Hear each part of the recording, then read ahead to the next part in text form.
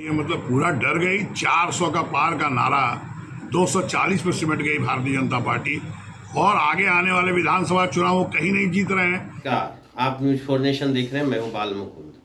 बीते दिनों रेल राज्य मंत्री रवनीत सिंह बिट्टू के द्वारा राहुल गांधी को लेकर के एक बयान दे दिया गया था, जिसमें उन्होंने बोला था कि राहुल गांधी यहाँ के बासिंदा नहीं हैं, उनका परिवार, उनका बच्चा सभी विदेश के वासी हैं।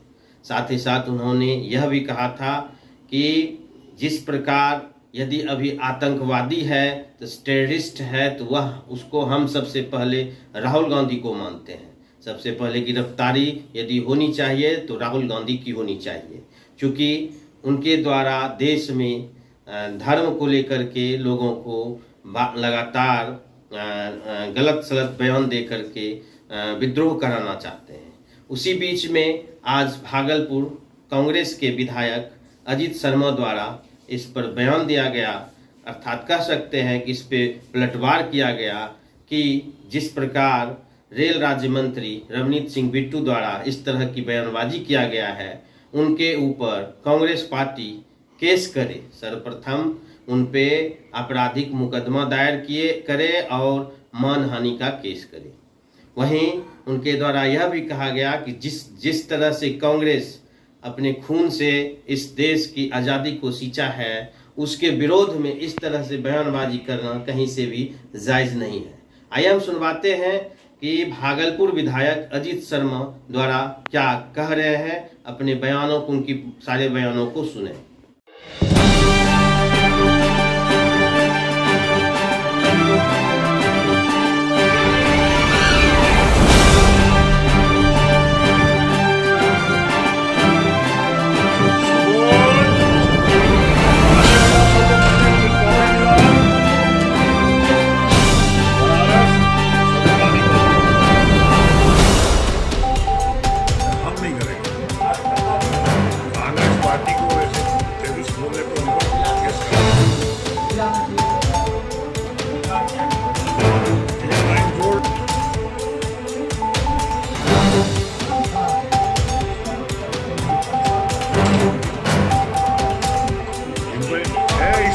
उन्होंने आदरणीय राहुल गांधी को टेररिस्ट कहा है, उन पे केस होनी चाहिए, मानहानि का केस होना चाहिए।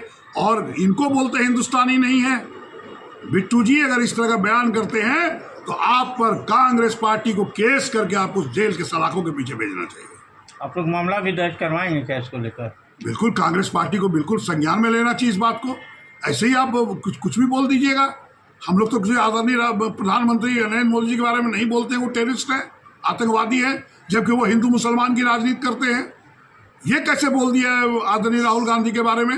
इन पर केस होना चाहिए और कड़ाई से इसको कार्रवाई होनी चाहिए। राहुल गांधी जी के बारे में आप इस तरह की बात करते हैं, आपको तो पूरे देश से माफ़ी मांगनी चाहिए। आपने क्या कह दिया? वो टेररिस्ट हैं, शर्म नहीं लगता उनको बोलने में?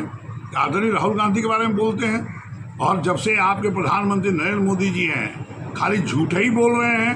और आपने भाषण में बोला है कि गरीबों को नहीं जानते हैं, कोई गरीब को नहीं जानते। कांग्रेस पार्टी ही गरीबों के लिए काम करती रही है, पूरा इतिहास है। आदरणीय नरेंद्र मोदी जी और भारतीय जनता पार्टी क्या किया वो उसका बखान दीजिए। सिर्फ आदरणीय राहुल गांधी के बारे में आप बोलते हैं। आपको पूरे देश से माफ़ी मांगनी चाहिए और आदरणीय राहुल गांधी से माफ़ी मांगनी चाहिए। क्या लगता है बीजेपी कहीं से डर रही है जो इस तरह का बयान लगातार उनके नेताओं के द्वारा दिया? मतलब आप ये डर रही है, मतलब पूरा डर गई। 400 का पार का नारा 240 पे सिमट गई भारतीय जनता पार्टी और आगे आने वाले विधानसभा चुनाव वो कहीं नहीं जीत रहे हैं, इसीलिए इस तरह का बयान दे रहे हैं। लेकिन आपको बता दें, जनता बहुत समझदार है। कांग्रेस पार्टी और आदरणीय राहुल गांधी ने जो अभी देश को जोड़ने का काम किया, युवकों को जोड़ने का, न्याय दिलाने की बात की है, भारत जोड़ो यात्रा किया, देखे होंगे लोगों में आकर्षण किया था। आप सूरज को ऐना मत दिखाइए बिट्टू जी या कोई भी भारतीय जनता पार्टी के लोग।